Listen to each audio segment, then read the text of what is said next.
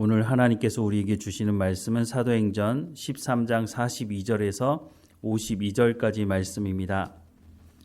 사도행전 13장 42절에서 52절까지 말씀 우리 함께 읽겠습니다. 그들이 나갈새 사람들이 청하되 다음 안식일에도 이 말씀을 하라 하더라. 회당의 모임이 끝난 후에 유대인과 유대교에 입교한 경건한 사람들이 많이 바울과 바나바를 따르니 두 사도가 더불어 말하고 항상 하나님의 은혜 가운데 있으라 권하니라. 그 다음 안식일에는 온 시민이 거의 다 하나님의 말씀을 듣고자 하여 모이니 유대인들이 그 무리들을 보고 시기가 가득하여 바울이 말한 것을 반박하고 비방하거늘 바울과 바나바가 담대히 말하여 이르되 하나님의 말씀을 마땅히 먼저 너희에게 전할 것이로되 너희가 그것을 버리고 영생을 얻기에 합당하지 않은 자로 자처하기로 우리가 이방인에게로 향하노라. 주께서 이같이 우리에게 명하시되 내가 너를 이방인의 빛으로 삼아 너로 땅끝까지 구원하게 하리라 하셨느니라 하니 이방인들이 듣고 기뻐하여 하나님의 말씀을 찬송하며 영생 주시기로 작정된 자는 다 믿더라. 주의 말씀이 그 지방에 두루 퍼지니라. 이에 유대인들이 경건한 귀부인들과 그 신의 유력자들을 선동하여 바울과 바나바를 박해하게 하여 그 지역에서 쫓아내니 두 사람이 그들을 향하여 발에 티끌을 떨어버리고 이고니온으로 가거늘 제자들은 기쁨과 성령이 충만하니라. 아멘. 복음이 전해지는 곳에는 극명하게 나타나는 두 가지 반응이 있음을 알 수가 있습니다.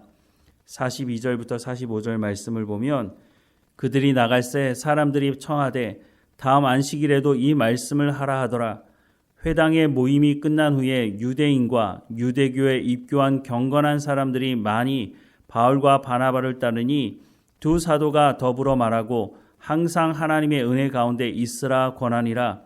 그 다음 안식일에는 온 시민이 거의 다 하나님의 말씀을 듣고자 하여 모이니 유대인들이 그 무리를 보고 시기가 가득하여 바울이 말한 것을 반박하고 비방하였다라고 말씀을 하고 있습니다. 바울이 앞서 전했던 복음을 보면 간단하고 명확했습니다. 다른 해석이 필요 없을 정도로 하나님의 말씀을 잘 전했죠. 그 핵심은 하나님의 말씀은 하나님의 언약의 말씀은 반드시 성취가 된다고 하는 것입니다. 그래서 바울이 말한 그 말에도 그것이 포함되어져 있었죠. 예수님께서 이 땅에 오신 것은 하나님께서 약속하신 그 약속의 말씀이 성취된 것이다 라고 말씀을 전했습니다.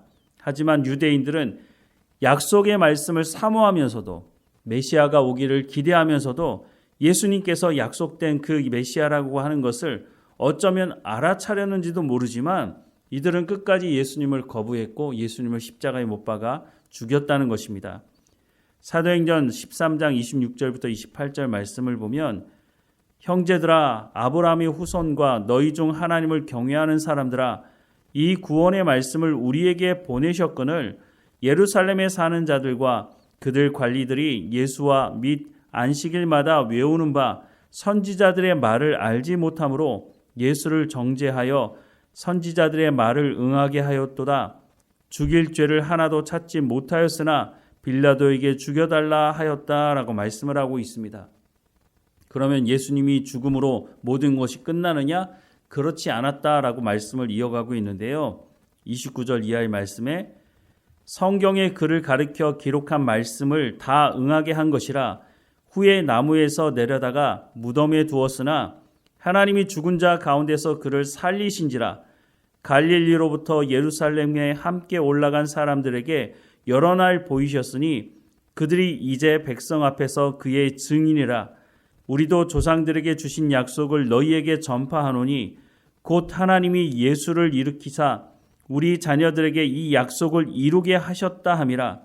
시편 2째 편에 기록한 바와 같이 너는 내 아들이라 오늘 너를 낳았다 하셨고 또 하나님께서 죽은 자 가운데서 그를 일으키사 다시 썩음을 당하지 않게 하실 것을 가르쳐 이르시되 내가 다윗의 거룩하고 미쁜 은사를 너희에게 주리라 하셨으며 또 다른 시편에 일렀을 때 주의 거룩한 자로 썩음을 당하지 않게 하시리라 하셨느니라.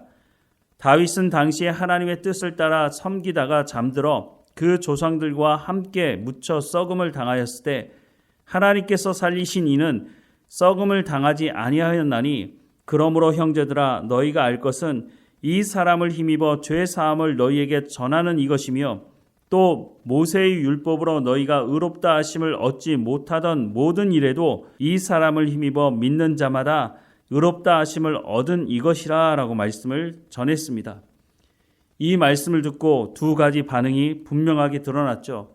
적지 않은 사람들은 이 말씀을 계속해서 우리 가운데 전해달라고 하는 사람들이 있었습니다. 그런데 한 주가 지나고 나서 다시 말씀을 전하자 유대인들이 시기가 가득하였다고 말씀을 하고 있습니다. 그래서 어떻게 했다고요? 바울을 대적하고 사람들을 선동해서 바울을 쫓아내는 모습을 볼 수가 있는 것이죠.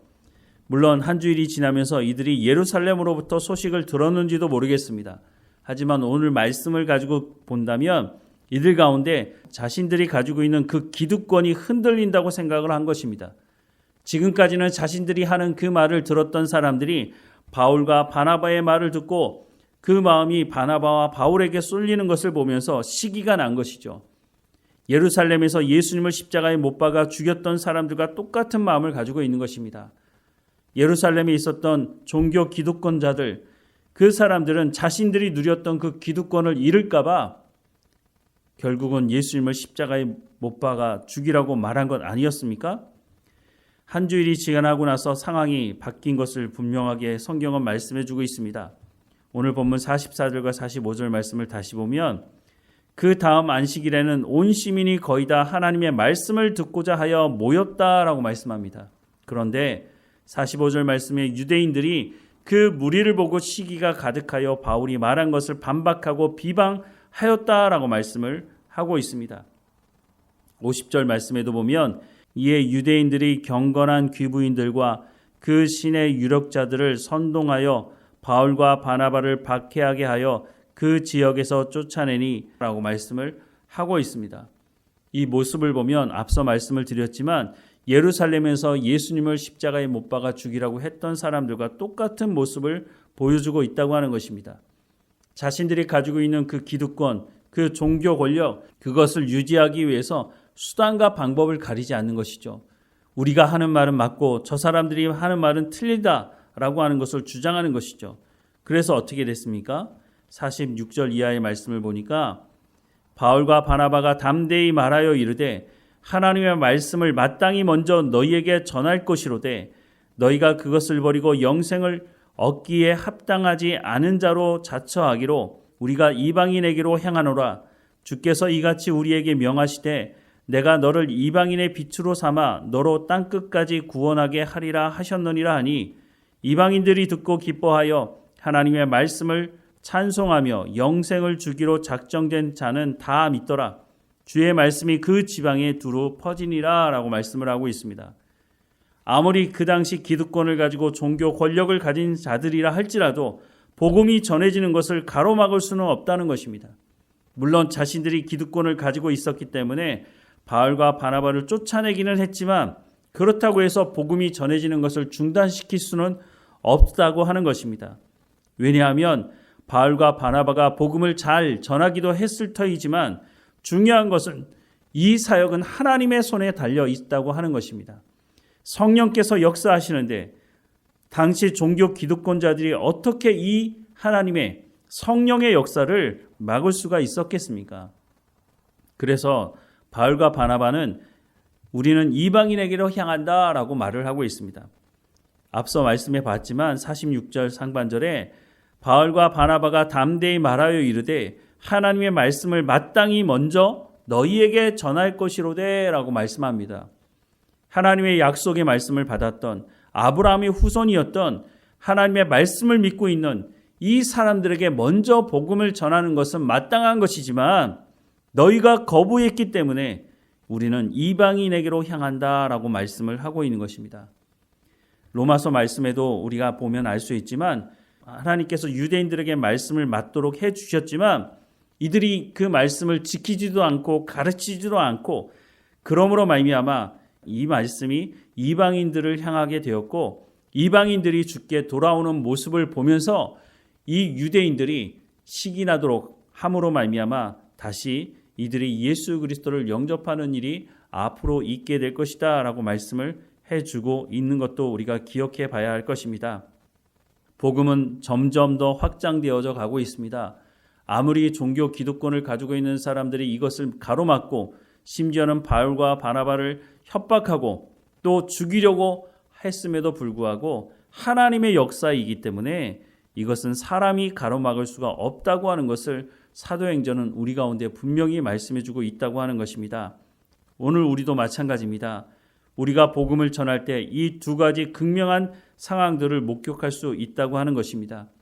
복음을 반대하고 심지어는 욕을 하고 지금 이 시대에 여러 곳에서 순교가 일어나기도 하지만 그럼에도 불구하고 복음이 중단될 수는 없다고 하는 것입니다. 복음을 전하는 사람들은 하나님 말씀에 순종함으로 복음을 전해야 할 것입니다. 복음이 가로막혀진다고 해서 정말로 복음이 중단됩니까? 사도 바울과 바나바가 복음을 전할 때 그 길을 막았던 그 유대인들, 그로 말미암아 어떤 일이 벌어졌습니까? 에베소에, 빌립보에, 데살로니가에, 또 로마에 여러 곳에 하나님의 교회가 세워지지 않았습니까? 만약에 유대인들이 이것을 받아들였다면 유대인들이 뭐라고 말했을까요? 이 복음은 이방인들에게는 전해지면 안 된다고 말하지 않았을까요? 그런데 이들이 복음을 거부하자 이방인들을 향해서 복음이 선포되었고 이방인들이 사는 곳에 교회가 세워지게 되었다고 하는 것입니다. 오늘 이 시대 우리가 복음을 전할 때 복음을 거부하는 사람들을 만날 수 있습니다. 그렇다면 물론 그 사람들을 마음에 품고 기도해야 하지만 거기서 중단하고 머물러서는 안 된다고 하는 것입니다. 예수님도 말씀하셨지만 복음을 거부한다? 그러면 먼지를 털어버리고 다른 곳으로 가서 복음을 전하라고 말씀하고 있다고 하는 것입니다. 복음이 중단될 수 없다는 거죠. 무엇보다 앞서 말씀을 드렸지만 이 복음을 전하는 핵심의 역사역을 하시는 분은 성령님이십니다. 성령께서 일하시고 우리는 그 성령이 일하시는데 순종함으로 자원함으로 복음을 전할 뿐이라고 하는 것입니다. 내가 잘나서 내가 똑똑해서 복음이 전해지는 것이 아니라 성령이 그들의 마음을 열지 않으시면 전적인 하나님의 은혜가 없으면 복음이 전해진다 할지라도 그들이 복음을 받아들이지 않고 예수 그리스도를 영접하지 못하게 될 것입니다. 하지만 우리는 이런 염려를 할 필요가 없습니다. 왜냐하면 예수님께서 세상 끝날까지 우리와 함께 하신다고 말씀하지 않습니까? 언제 함께 하신다고요? 복음을 증거하고 하나님의 말씀을 가르쳐 지키게 할 때 그곳에 함께 하신다고 말씀하고 있는 것입니다. 우리가 복음을 전하는데 순종만 한다면 성령께서 우리를 통해서 역사하실 것입니다. 사도행전에 나타나는 바울을 통해서 나타나는 이 놀라운 역사들이 오늘 우리 시대 가운데 오늘 우리를 통해서도 복음을 전하는 우리의 입술을 통해서 삶을 통해서 일어나게 될 것을 말씀해주고 있다고 하는 것입니다. 오늘도 깨어 있으면서 성령과 동행하며 우리가 복음을 증거하는 삶의 현장에서 이 놀라운 하나님의 사역을, 이 놀라운 성령의 사역을 우리가 경험하는 삶의 현장이 되기를 주님의 이름으로 축원합니다. 기도하겠습니다. 사랑하는 하나님, 바울과 바나바를 통해서 복음이 증거되고 있는 모습을 보게 됩니다. 사람의 역사가 아니라 성령의 역사인 것을 우리가 확인하게 됩니다. 아무리 종교 기득권을 가지고 있는 사람들이 그 길을 막으려고 해도 비난하고 사람들을 쫓아내도 성령의 역사를 어떻게 이 사람들이 가로막을 수가 있겠습니까?